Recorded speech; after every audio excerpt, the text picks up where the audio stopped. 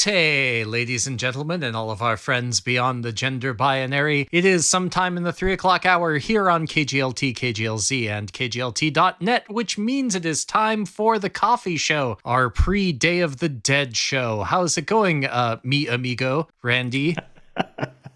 Estoy bien, ¿y tú? Así, más o menos.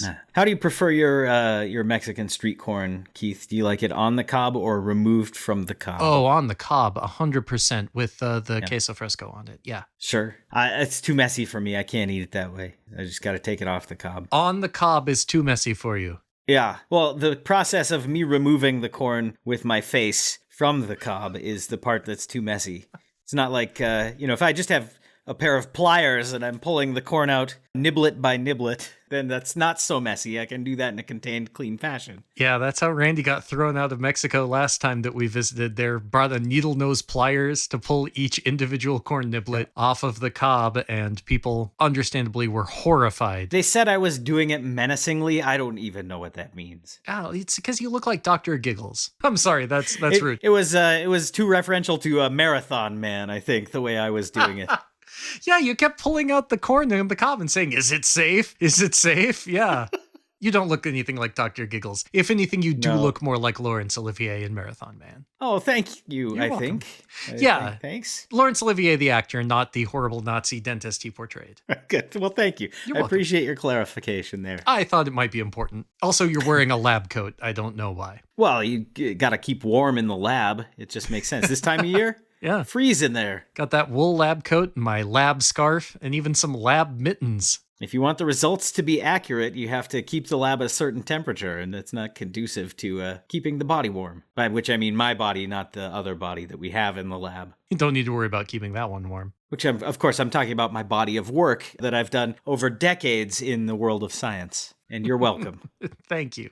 And you're right. It needs no temperature control. Folks, welcome to the coffee show. We're here for the next hour with music and fun. I did already welcome you, but I welcome you again to the month of November. I believe it is All Saints Day. So let's go marching in to this month, and we'll eventually get to that parade that we all enjoy with the balloons and the eventual day of shoving everyone over and trampling them in a retail store. And of course, now officially begins the Christmas season, despite all of the petitions I have lodged with the U.S. government to prevent it from happening. Keith, let's not get ahead of ourselves, though. It's just chilly weather. We're not to that point in the year yet. Christmas has creeped back, man. It's here. It's November. It's officially time. The whole month of October, the Christmas ads have already been sneaking in, so it's too late for all of us. But instead, what you do is you slow it down. You slow down the pace. You refuse the flavored coffees. You don't want your peppermint flavored coffees yet. No. You just get your regular flavored coffee like you always do at program underwriter Ghost Town Coffee Roasters. And I bet they would, if you want to get festive, I bet they would do the flavors too. They'll probably throw a peppermint stick in there for you if you asked. And if you like peppermint, that's fine. It needn't be seasonal. Right. If you like peppermint, just enjoy peppermint all the time. Yeah, holly is poisonous. You don't put that in your coffee. Same with mistletoe. Don't put mistletoe in any of your food. Only you can prevent the Christmas creep, and that is why I'm asking everyone at home to avoid those 60-day advent calendars that I've started to see crop up in stores.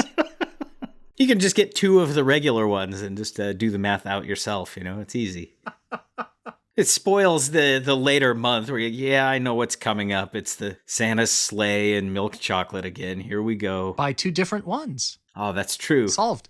You do have to buy kind of 2.5, though, because advent calendars generally are only 25 days as opposed to the full 31 days of December. So you will end up kind of 10 days short. So you either have to start November 10th. That's why I do the 75-day advent, the triple advent calendar. By the time it's Christmas, I no longer want the daily chocolate, especially because it's all like white and aged. It's no good. It's like shedding.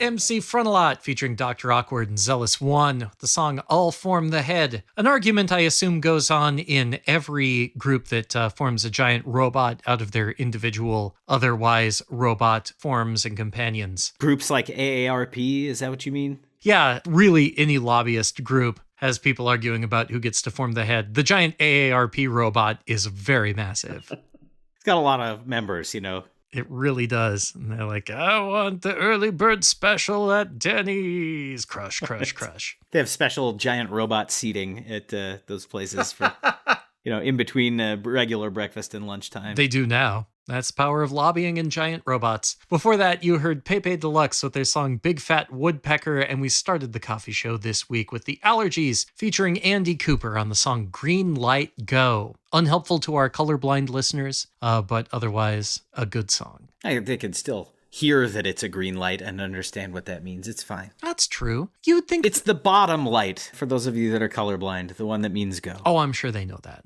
I don't think we need to color-splain to our colorblind listeners about where the position of a green light is. In this day and age of smart software and dash cams and stuff, is there a dash cam that just kind of looks at the thing and goes like, red, it's a red light, yellow, it's a yellow light, would tell you? Keith, I'm so glad you've asked because dash cam programming is a specialty of mine. I don't like to talk about it a lot on the show. Basically, it can discern what is and isn't a horse, and that is it. Pretty useless at this point because, it's just... I mean, it makes sense because judging from what I've seen, most of the dash cam videos are from Russia where they still have probably frequent street horse interaction. Sure. As opposed to here. Regular horses, horse statues, it's all over the place. The equestrian statues galore over there. So many. Oh, look at that. See Ivan the Terrible again. Or there's statues of Alexander Nevsky and what's his name? The current guy. Shirtless on a horse. I bet they've got 100 statues of him now. Yeah, the shirtless horse photo, that was immediately given to all the sculptors. Yeah. Go to work. This is your muse. This is your muse.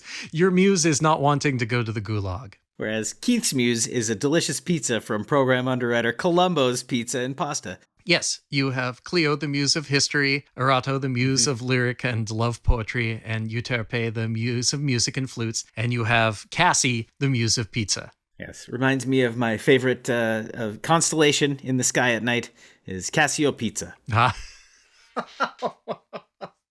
Okay, first off, mini dad joke points for the hilarious wordplay. You can tell Cassiopeia because it's an upside down M if it helps you remember. Yeah. It's a W for where is more pizza. And it's an upside down M. Very good. Yeah. In the northern hemisphere, anyway. Right, sure. If you're in the southern hemisphere, I'm sorry, but you're missing out on Columbo's Pizza. It's all there is to it. Too far for delivery service. Yeah. But of course, you don't need a whole constellation for it because the moon always hits my eye like a big pizza pie. From Columbo's. Have some more. I will. Randy, it's November. It's the first day of November. It's cold. Yeah. Fall has officially ended, and we have begun the interminable snow season here in Montana. And I feel like this is a good time to check in and see how we're doing on our New Year's resolution. Oh, I gotta first remember what my New Year's resolution was. I know. You'll have to go back to our show from 11 months ago and see what we resolved to do with this new year. How I assume by the fact that you can't remember, you have already achieved your goal and left it in the dust. Obviously, it's so second nature to me at this point that there's no way that I've not fulfilled it. I wanted to be the first person to bicycle to the moon, so that one didn't quite work out. No, because somebody beat you to it. Somebody's already now bicycled to the moon. Yeah, I'm sure somebody has. Shoot. But I did buy some bicycle shorts, so good. I feel pretty accomplished. The correct leg wear is 2/3 of the battle, regardless of what you're doing.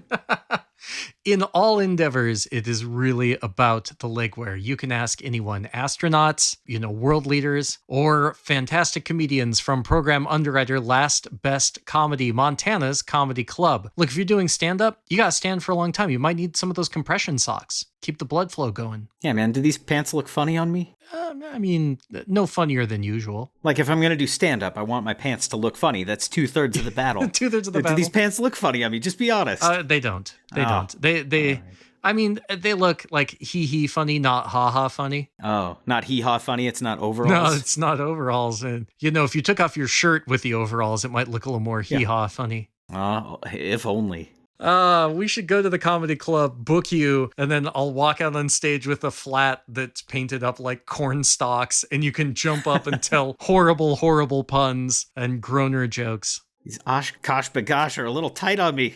It's a little known fact, folks at home, but Randy, he has his microphone just in front of a row of corn, and he pops up. I do my whole show, popped up holding a microphone in a cornfield, a cardboard cornfield. Big wheat stalk hanging out of your mouth, big straw hat. Yeah, and a pair of pliers for some reason.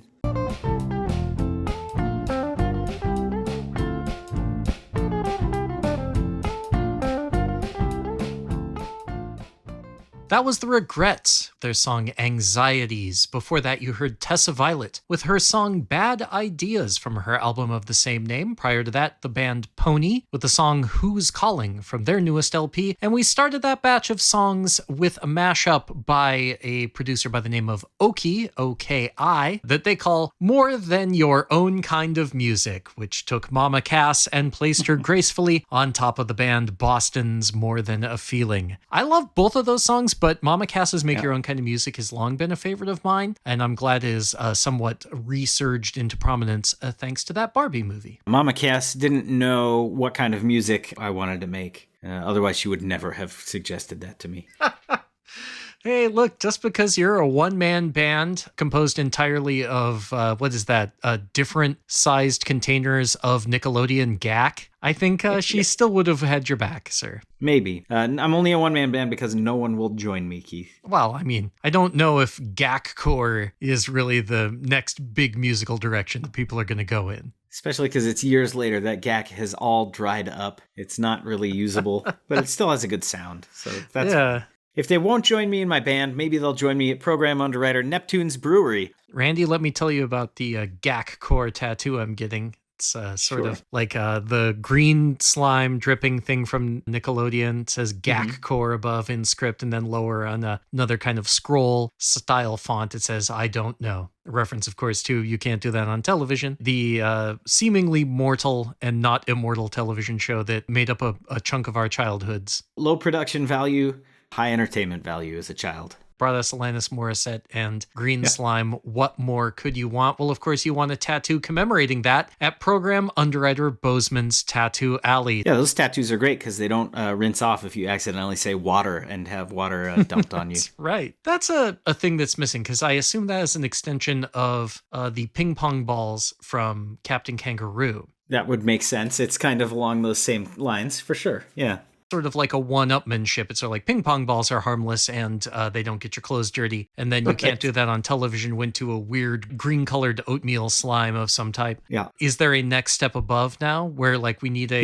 Yeah, it's my new show that I've been promoting. You can't do this on the internet. And basically, if you say thumbtacks, we drop a huge, giant thing of thumbtacks all over you. You shouldn't have said that. I've got my new podcast where I try to stop men from mansplaining, and every time anyone says, actually, it dumps a bucket of live scorpions on them. Hey, what did those scorpions do to deserve that? I interview each scorpion personally, and they're very much in favor of the mission. They're mostly female scorpions. I mean, scorpions tend to do good things, like they were there when the Berlin Wall fell. They weren't literally there. They played that concert with Roger Waters. You don't count that? I don't count much of what Roger Waters does, I'm afraid to say. Yeah, they were there at that concert when that happened. Is that good? Is that They clear were enough? there at a concert at the Berlin Wall. Yep. They also have some of the most offensive album covers of all time. I was there when it happened, when the Berlin Wall fell. I was at home in my pajamas. Yeah, 7th grade, 8th grade. It was as if I was there. Thanks, TV. Let me explain to everyone who's not old. There was a point where Germany was divided into two countries, East and West. Why was it divided, Keith? Before you got to tell the story that leads into this story. World War II, right? Something about that, like the Democratic forces and then Russia, and we split Germany up for some reason. Right. And they were like, this place could really use some curtains. Yeah. And they were like, we really want an iron one that'll last. Yeah, make it right. We really want to make this as miserable as possible so David Bowie comes here to record his best albums. And he did. He went over there and recorded the song Heroes and my favorite David Bowie album, The Lodger, as well as Low. Did you record Magic Dance from the Labyrinth soundtrack over there? No. Probably not. No, probably not. That was a comfortable job at Pinewood Studios in London, I'm sure. Yeah. Outside of London. The other great David Bowie wide-reaching work, of course. I didn't mean to say all his best work is from Berlin. Right. Where were we on Germany? And then that wall that they built was so shoddy that people could just tip it over. They spent so much on the curtains, they didn't spend enough on the wall. Darn it. Well, as we learned at that point, it's not so much the wall as the people with guns patrolling it. Oh, yeah. Your wall's only as good as the horrible occupying force astride it. You know something's wrong if you've built a wall and people are only fleeing in one direction. Something's amiss, you know? If you're on the side of the wall and it's like, oh, no tourism all of a sudden?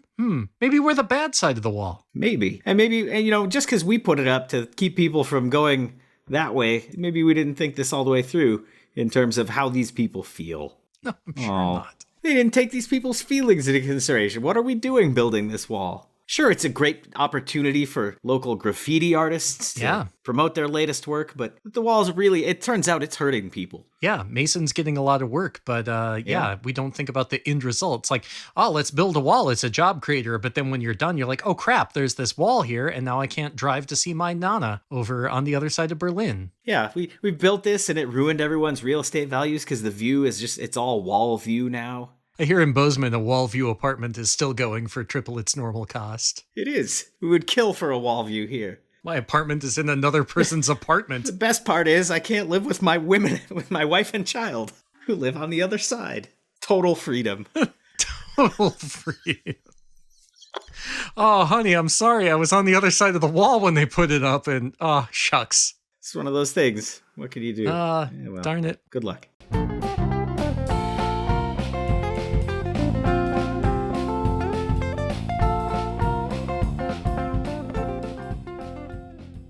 My favorite J-pop band, Puffy, with their song The Story. What's the story about? I don't know. You'll have to learn Japanese for yourself and figure it out. Or Google it, probably. Before that, you heard They Might Be Giants and their song All the Lazy Boyfriends. And we started that set of tunes with TV Girl and their song Taking What's Not Yours. Randy, we've been playing that song now for a couple of years since that album came out. And only just now have I learned that the audio sample that starts the song, The Thievin', Stealin', Taking What's Not Yours, is from MC Double Def DP. DP in this situation sang for Disc Protector, a character from the Don't Copy That Floppy campaign to cut down on computer piracy from when we were children. That is what that sample is from.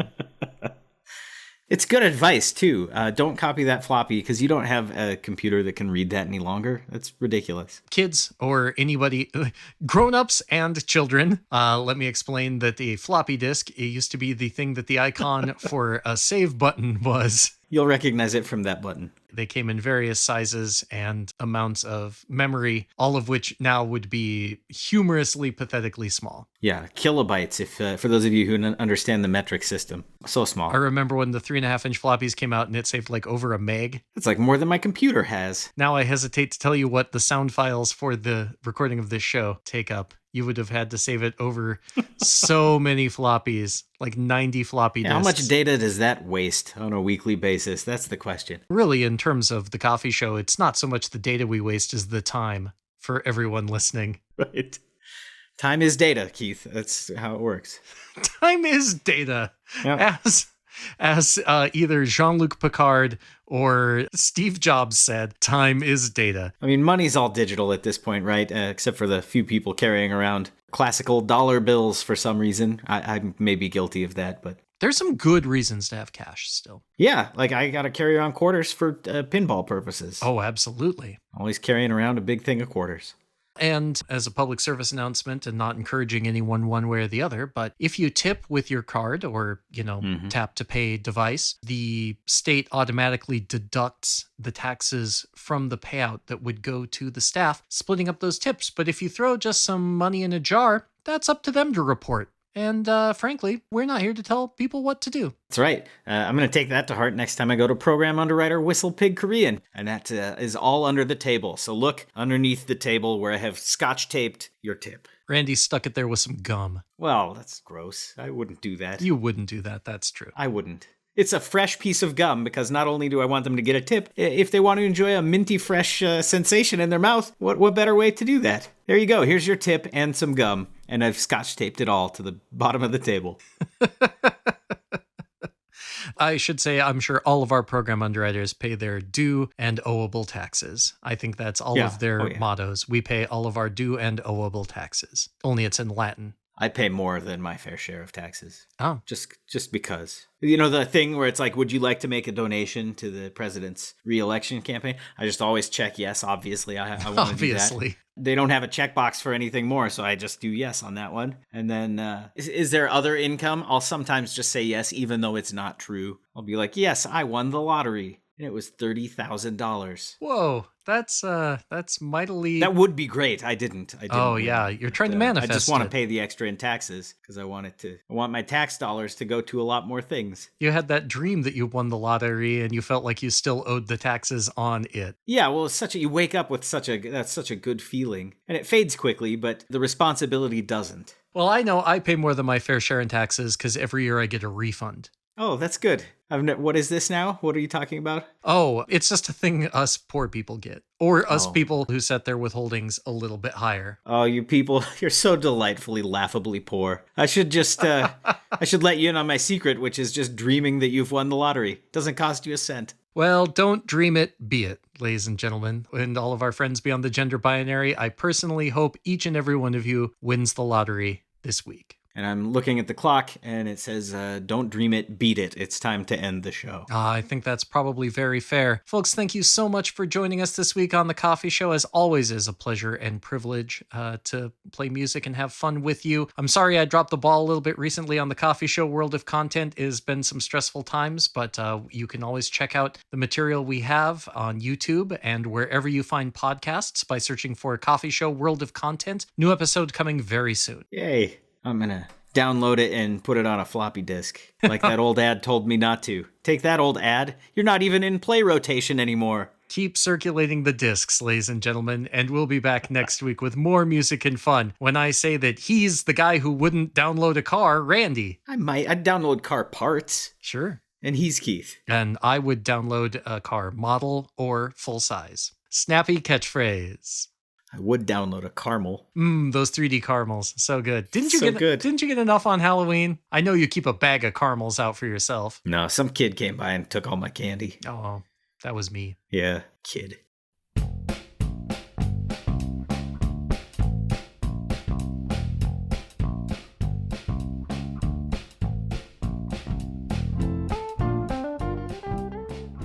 Thank you so much for listening to this week's episode of The Coffee Show World of Content. We want to say a very quick thanks to our good friend Jake Monin for our theme song and let you know that all the incidental music in between is from our friends in the band The Ornery Jacks. Thank you so much to them for writing such great music. You can find all of their tunes and more on the internet. You know how to do that, but we've provided some links in the text description as well for you. Yes, and I like subscribe notification. I rang bell and left review and comment. You sound like the Hunchback.